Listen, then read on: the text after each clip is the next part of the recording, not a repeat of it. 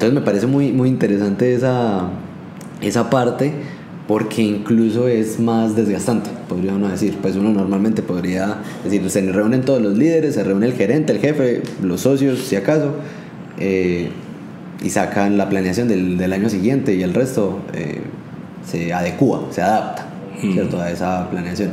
Pero ya el hecho de implicar a los colaboradores o tener en cuenta esas perspectivas que ellos tienen implica un desgaste para la organización. Y yo creo que es un discurso que uno incluso podría escuchar en la calle por términos de costo-beneficio, pero en realidad uno podría preguntarse cuál es el verdadero costo de hacerlo de una manera más rápida, entre comillas, o más sencilla, por decirlo de alguna manera. ¿Vos qué pensás de esa parte? Lo que pasa es que ahí habría que mirar la condición de cada organización, porque hay organizaciones que están enfocadas en el resultado. Entonces, si la organización está enfocada en el resultado, le interesa a una persona que venga, produzca, le dan lo máximo, y si ya no da lo máximo simplemente lo cambian por otro, y están en esa dinámica.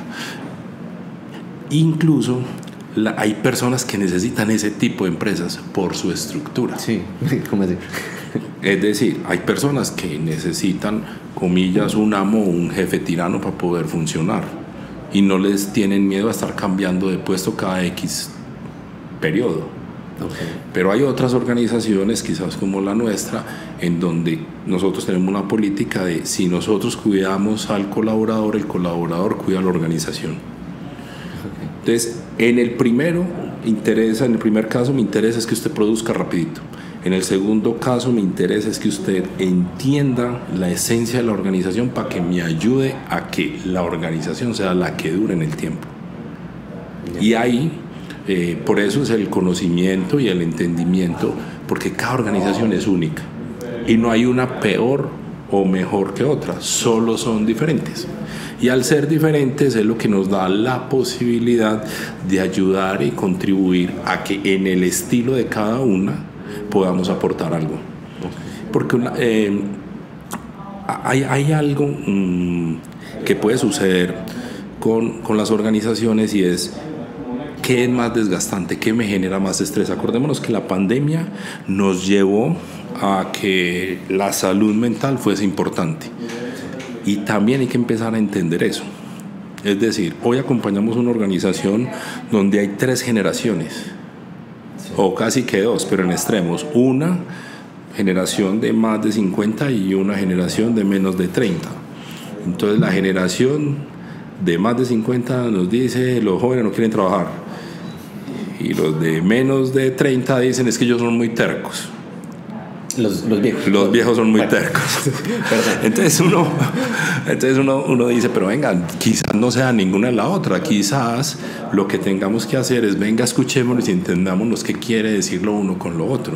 Porque también está demostrado que no es que los jóvenes no quieran trabajar y no es que los viejos sean tercos. Es que tienen experiencias, vivencias diferentes, y quizás lo que no se han dado cuenta es que con muy poco pudiésemos juntar a ambos talentos.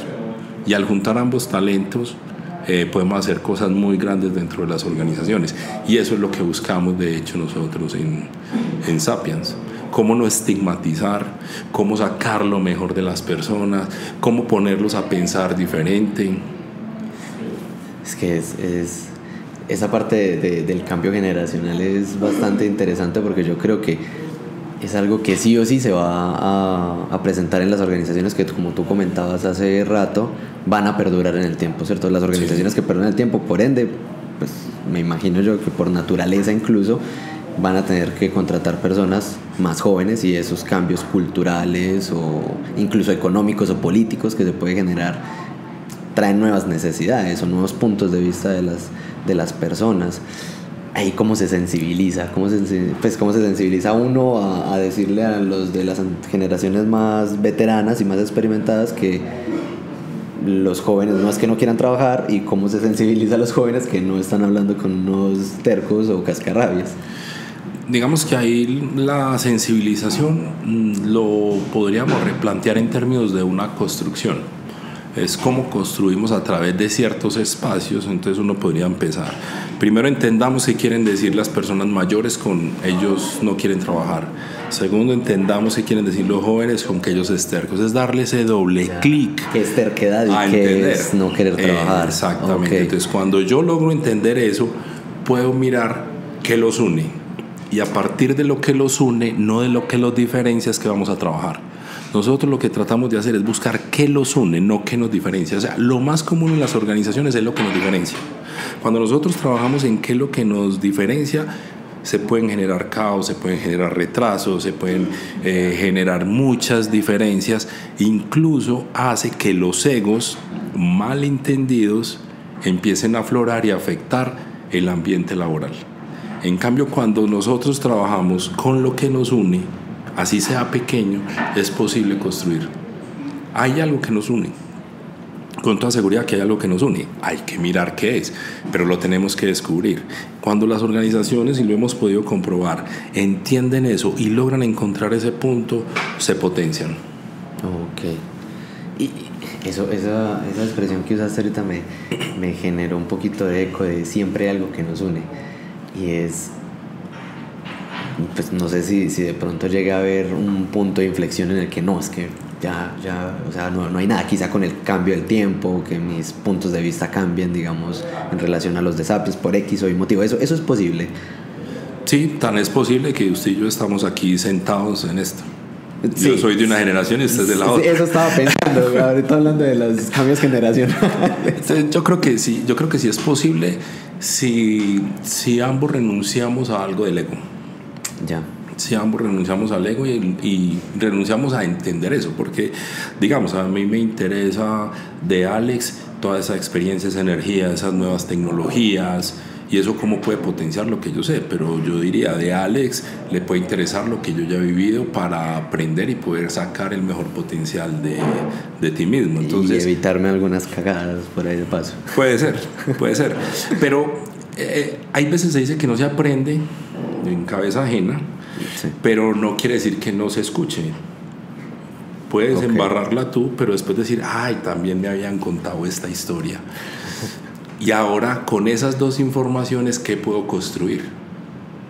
Porque digamos que la equivocación es parte del ser humano, pero el tema no es la equivocación, el tema es cómo resuelvo, o sea, cuál es esa actitud para resolver un impasse, para resolver una dificultad, para resolver un conflicto con un aliado. Ahí es donde está el secreto. O sea, seguramente lo vamos a encontrar. Puede que sea difícil en algunos casos, pero la pregunta es ¿qué pasa si definitivamente no? Hay que tomar decisiones. A veces en la vida, digamos que uno de los roles o de las tareas difíciles que tienen los líderes es tomar decisiones. El tema es ¿a cuál de los dos lados? ¿Cómo así? Sí, es a Frederick o a José. Ya. Cuando es tan conflictivo. Cuando ya definitivamente no. Uf. Y ahí es donde viene la tarea. Por eso creo que es mejor, antes de agotar eso, que no creo que sea el camino, es escuchar. En algo, seguro que en algo nos podemos encontrar. Estoy completamente seguro de eso. Y aquí esta es una demostración.